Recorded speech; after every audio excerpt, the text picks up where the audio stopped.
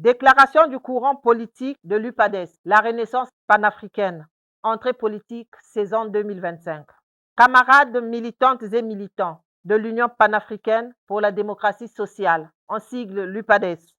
Camarades et chers amis, peuple congolais, le courant La Renaissance panafricaine de l'UPADES est heureux à la faveur de la mutation cyclique du temps qui vient de nous ouvrir l'accès à une nouvelle année, vous souhaite par ma voix une bonne et heureuse année 2025.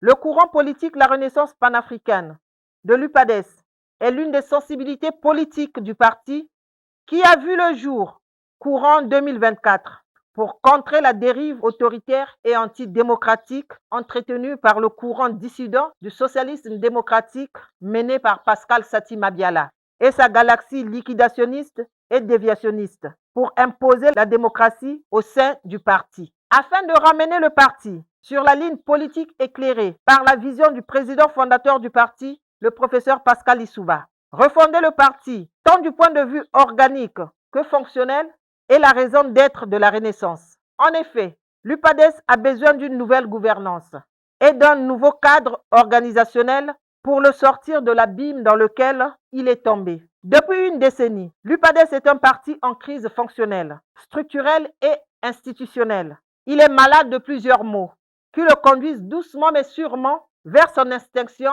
sur la scène politique congolaise.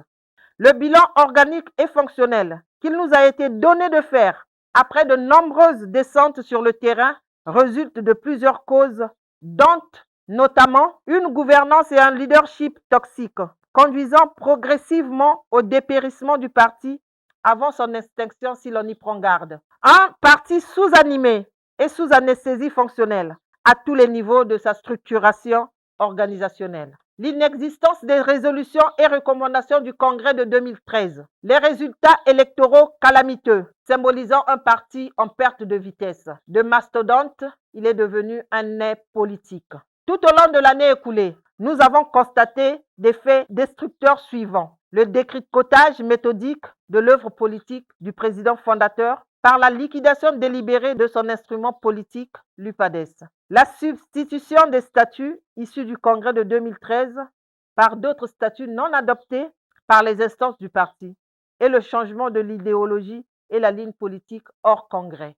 L'existence de plusieurs actes fixant la composition des membres du Conseil national, nommés hors Congrès, rendant cette instance illégale en plus d'être illégitime. L'autoritarisme, l'abus d'autorité, le dirigisme, le dogmatisme et la personnalisation de la direction du parti, le manque de projet politique du parti, la violation répétée des statuts et du règlement intérieur, la liquidation du parti, les mauvais choix politiques, la cooptation comme mode de sélection des animateurs du parti, le non-renouvellement des instances du parti dans les délais statutaires, la sous-animation du parti, les contre-performances en matière électorale, la compromission avec la majorité au pouvoir, la non-valorisation des idéaux du président fondateur du parti, l'intolérance politique. Aujourd'hui, sur le terrain, l'UPADES est morte. Les structures de base ont été abandonnées à leur triste sort.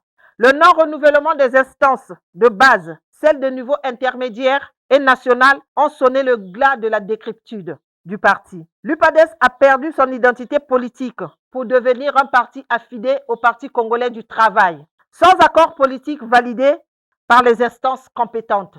L'UPADES entre en 2025 sans instance susceptible de l'animer et sans direction politique légalement établie.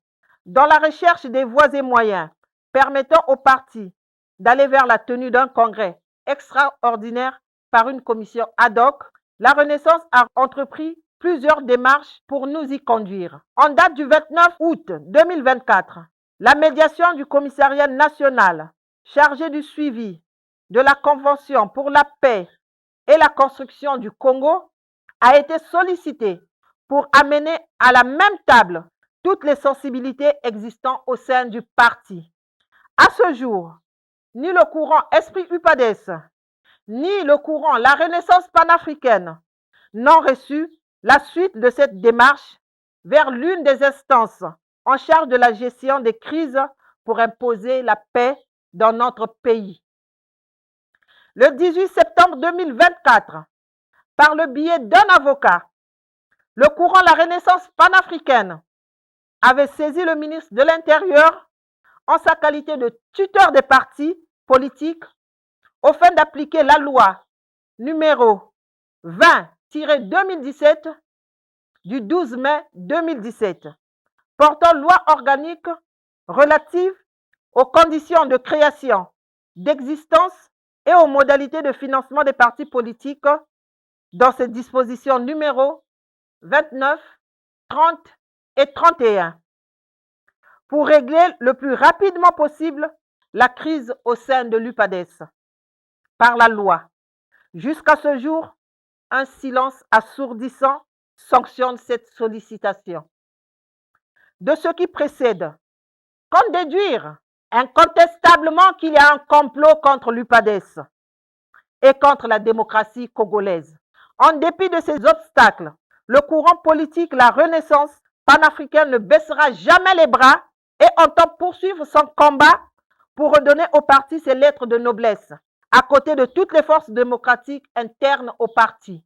En toute responsabilité, nous sommes prêts à accepter la main tendue de tous les courants existants au sein du parti qui le désirent, tout comme nous sommes prêts à leur donner la nôtre, à l'exception de tous ceux qui partagent encore la ligne anti-parti développée par le premier secrétaire sortant, Pascal Sati Mabiala, qui travaille pour son intérêt personnel. Notre courant, la Renaissance panafricaine, et partant, l'ensemble du parti est ouvert à tous les partis de notre pays qui croient au dialogue dans un esprit de réconciliation nationale pour la paix et la sauvegarde des intérêts bien compris des générations futures. Fait à Brazzaville le 10 janvier 2024, la coordination, je vous remercie.